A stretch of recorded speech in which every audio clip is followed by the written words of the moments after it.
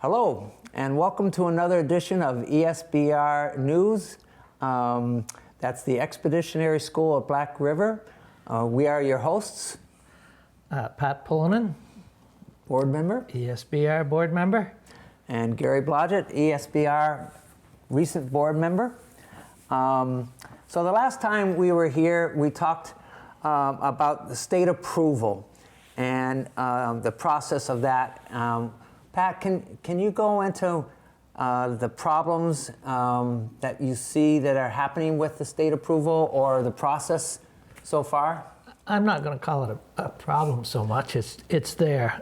I guess one of the caveats of the state approval is that as a school, we're asked to show that we have money available to fund next year. Well, currently we've been busy for the past 2 years just raising the money and raising it for a year at a time. And we just completed, pretty much put to bed the fundraising for this year, 21-22. And now we're fundraising for the 22-23 year. Year three. Year three. So it's important for us to try and get out in front of that. Mostly through some of our planning and fundraising projections. We know what it's going to take to get us through the year and how we're going to get there, but in the state approval process, they want to see the money is there up front. So the challenge for us is to raise as much money as we can now towards year three. And that's without any public dollars? That's without the public dollars. We're looking at it as funding the year as if we weren't getting state approval, because that, even if we receive the state approval, the money for the school year doesn't come due until the beginning of October. So it's real key. Our budgets for the last 2 years, operating budgets, have been $150,000, which to operate a school for 16 students, that's a pretty tight budget. But we've been able to do that through a lot of support, especially for volunteers and our staff. But we'd like to get to that mark as soon as we can. And for that reason, we reach out to anyone, anywhere, anytime to support us. So. And the state approval, that would give us the public dollars also, as you said, starting in October, if that comes to be. Where are we as far as the state approval process again? Well, like we said, the process begins with our application, which has been submitted. It's been reviewed. It's come back to us with multiple questions. When I say 3 pages of questions, it was a lot of questions, which we responded to. And then we recently had a response from the state that they would like to come and review the school, actually do a site visit, and that would be on Wednesday, the 30th. The 30th, correct. That's right, the 30th, March 30th. March 30th. That's great. So on March 30th, they come down, they do a visit, they interview the teachers, they watch what's going on, they talk with board members, correct, parents and things. Correct, and then from there, that goes back to the actual State Board of Education. So if they approve it, it goes to the State Board of Education. They move it forward, and then we get invited there to go up and speak with them. Okay. Oh, we do go up and we speak with them also. It's just not, oh, they're approved. No. Oh, that's too bad. Well, so hopefully that's moving along, because that would bring in those local tax dollars for the students, because right now all the students are actually scholarshiped and paid for by the fundraising that it is all philanthropically supported. So that's why we have all the fundraisers. And what do we have for the fundraisers coming up for the school? Well, if we look ahead to what we've done in the past, that we're going to run again this spring, we do a peony sales, and that would be coming up May and June. Mm-hmm. We as a committee have talked about the possibility of doing a golf tournament, which would bring us some support. And in the fall, we do a wine tasting at Echo Lake Inn. That's a pretty huge fundraiser for us. But we've also concentrated on grants, and we've been fortunate enough to have the backing and support of some grants that we received, and we'll continue to build off more grants. You've also reached out to alumni, all sorts of different people, and have had a lot of support that way, right? Well, through various communications, we reached out to some community members, alumni for Black River High School.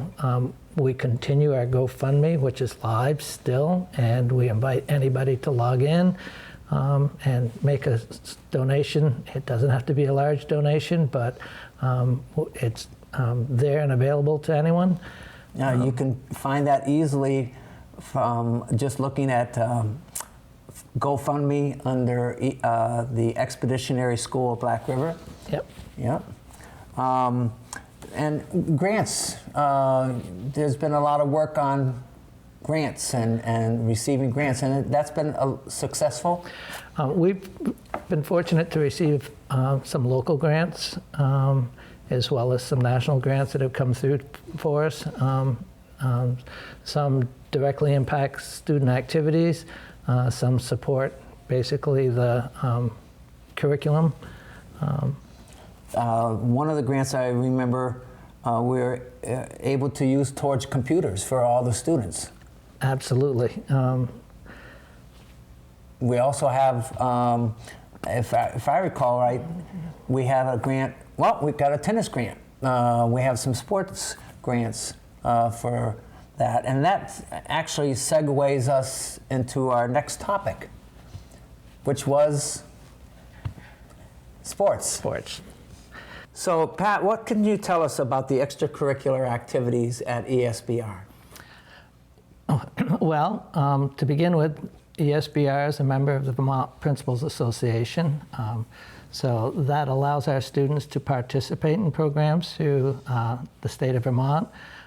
And most of those programs are dependent on student interest and the student numbers. You don't field a basketball team unless you've got 5 or more players that are interested. At this point, we don't have the numbers that dictate any of those programs, but the students are allowed to participate because we're members of the VPA through member-to-member programs. Basically, that program sets up that we contact a school if we have students interested. We make a request to have our students participate in their programs, whether it's basketball, softball, baseball, lacrosse. And then their school gets back to us, and if they haven't reached a certain number of student applications for the program, they allow us to join their program. So that's one of the ways our students can participate in team activities. Didn't we have a student play on Green Mountain's soccer team last year? Did we? I don't believe that was us. Or the middle school? Middle school program. Middle school program, yes. Right, Yeah. right. So, Yeah. but we also have the availability of having students participate in some of the individual sports where you don't have to be in a member-to-member program to do that. And examples of the individual sports is if you have a cross-country team which runs in the fall, track teams participate in the spring. We could have students train for the track programs and run track meets. In the fall, there's bass fishing. Golf? There's golf, there's skiing, there's snowboarding, there's tennis. So there's a number of actual sports participation students could be involved in. But again, it takes their interest first. But that's an available possibility. And as we move forward and grow, hopefully we'll be able to support many of those activities. Right. I remember the last time you talked about how, like, Long Trail at one time started off with, co-ed teams, or, well, at first they didn't have enough numbers to have any teams, and then they built up to that. And we're still in our infancy here. We're in the growing stage, so it's going to take a little while to grow through those steps, but we can get there. Plus, this school, as an expeditionary school, is looking actually more for outdoor, lifelong type of activities anyways. What type of activities are they doing currently? Well, they're involved. I know they have taken on some snowshoeing expeditions during the winter. They've participated in the ski program at Okemo. I know that moving forward, we just received a grant and looking to purchase some fly fishing equipment. So fly fishing, it incorporates a number of things. It's just becomes part of our science program, but at the same time introduces students to fly fishing, being the outdoors. And Ludlow is such a great place for fly fishing. The Black River, I go down Route 131 and there's always a bunch of fly fishers out there. And plus I know for practicing and things, they stock West Hill recreation area with fish. It'd be a great place for them to practice. There'll be lots of opportunities. Yeah. One of the grants that I've been working on too is the tennis grant, and we're hoping maybe to have them involved with other schools and so forth, but also just getting all of the students practicing and playing a sport that they could play for the rest of their lives. I'm out there hitting at age 70, Pat. Well, God bless you there, Gary. Let's talk a little bit more about curriculum, Pat. Actually, we have a great curriculum that we put together, and people are welcome to view it. Again, you can view that by going to the website, but our curriculum is based on our core beliefs. We have 4 core beliefs that round out our curriculum. One of them is global perspective. And you think of this world, it's a shrinking world in many ways. So we need to prepare our students to be engaged in this world. Obviously, we want to try to introduce them to different societies, different cultures, different beliefs, just to round out their perspective. So that's a key component to our curriculum. A second component is civic responsibility. Again, in this world, it really is important that all individuals are able to participate and be aware of our civil duty, more so in this world now than ever before. So again, sure. That becomes a key component to much of what we do in our instruction and our learning. And community engagement is the third core belief, and being participants in this world means that recognizing things like your vote counts. So we need to make sure that they become involved in their community. And community engagement also means reaching out and serving the community in good ways. That just contributes to a healthy community all the way around. So we need to expose students to those opportunities. We can do that through our curriculum as well. And then the fourth core belief is environmental stewardship.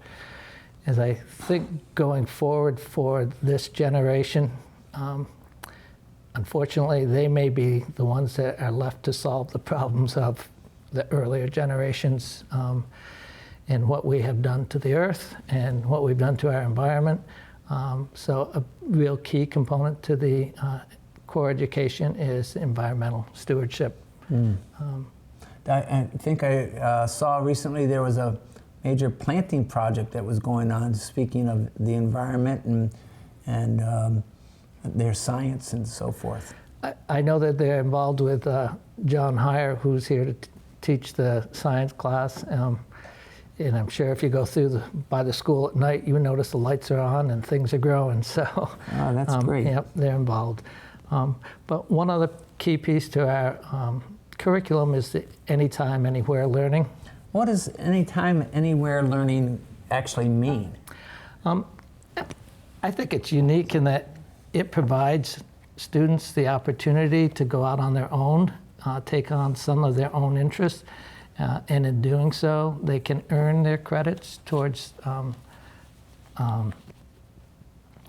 some of their studies, whether it's maybe in their spare time they get interested and learn on building an engine to their car.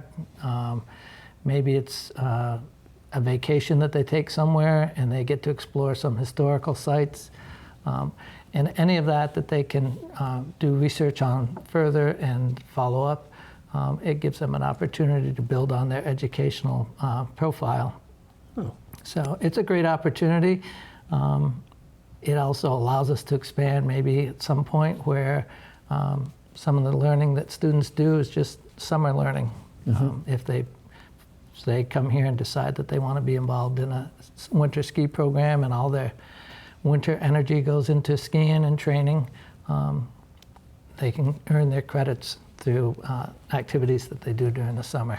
So it really is an anytime, anywhere learning opportunity. All right.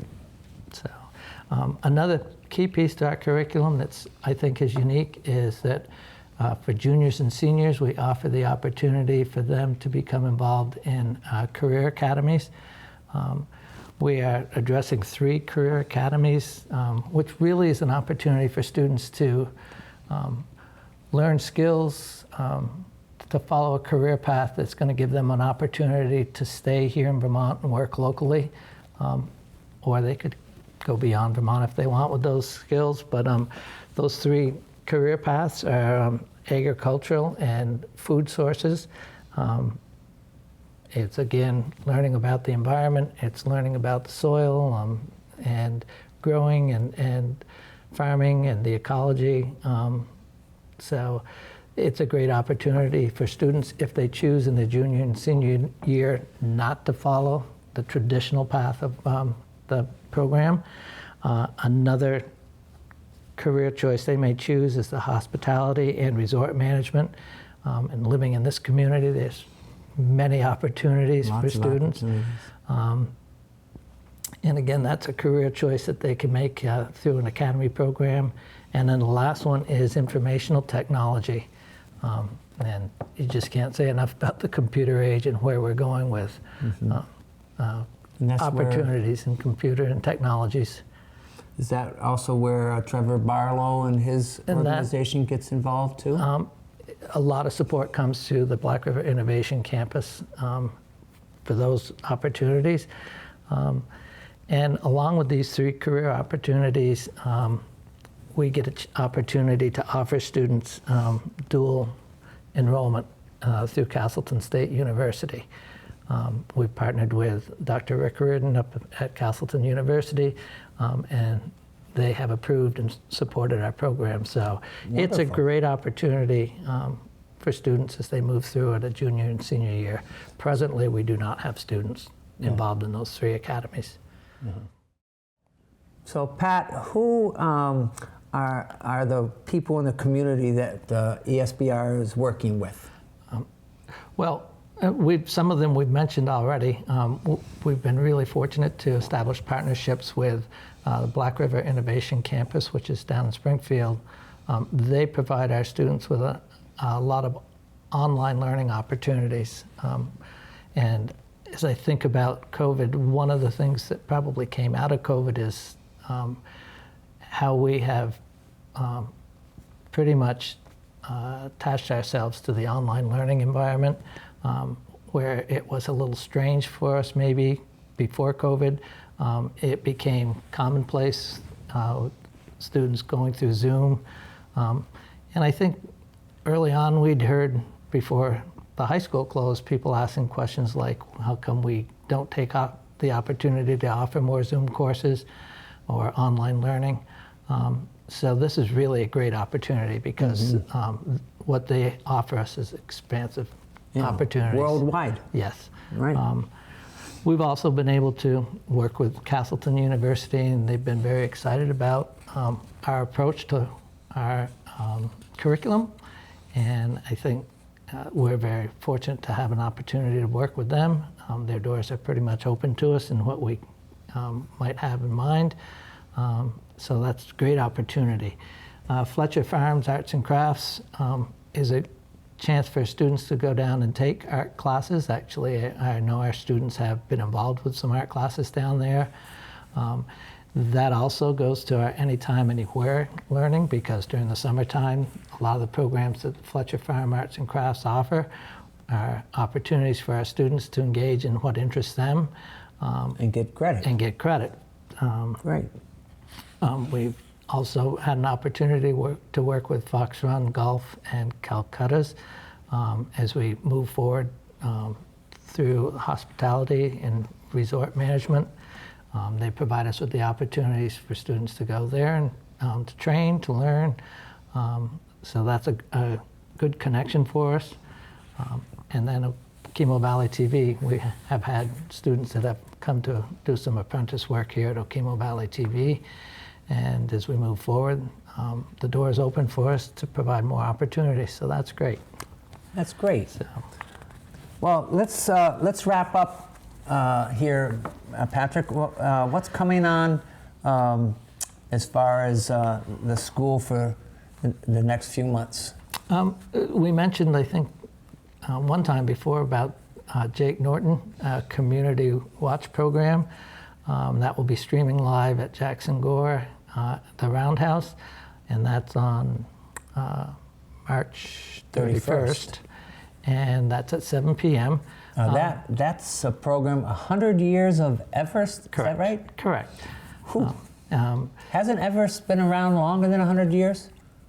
We'll find out, for sure. But for Jake, he's a photographer for National Geographic. He has summited Everest 7 or 8 times now, I believe. He was a member of a team that found the body of Sir Mallory, who was one of the first to climb Everest. Wow.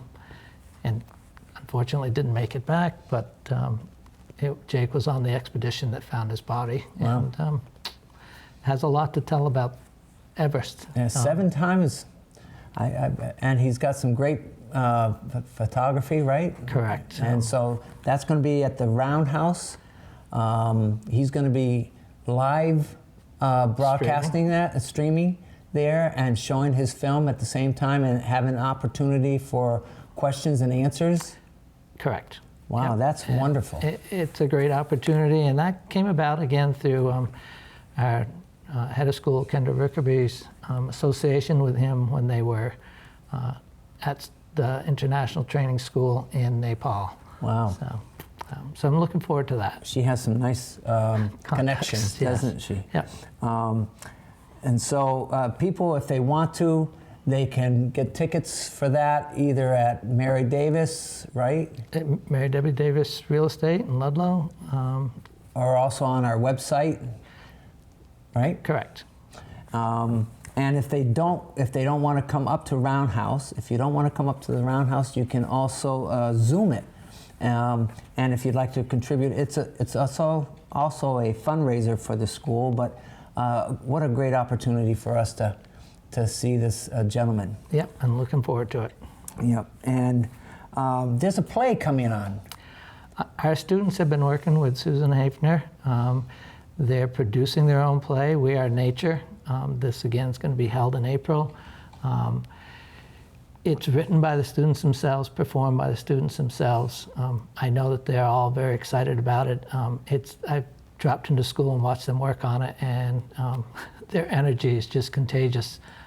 So it should be a great production, and again, we'd be looking forward to that in April. We Are Nature. Again, working with the environment, part of the curriculum, one of the core beliefs, right? Absolutely. That's right. Well, thank you, Pat, for this update, and we hope to see you again sometime here. I think we'd like to invite some of the students and maybe a chance to meet with Kendra herself in one of our next episodes. That would be great. Thank you, and we hope you visit our website and see the students' video that's on there and the parents' video that's on there, and visit our GoFundMe page as well. Thank you again.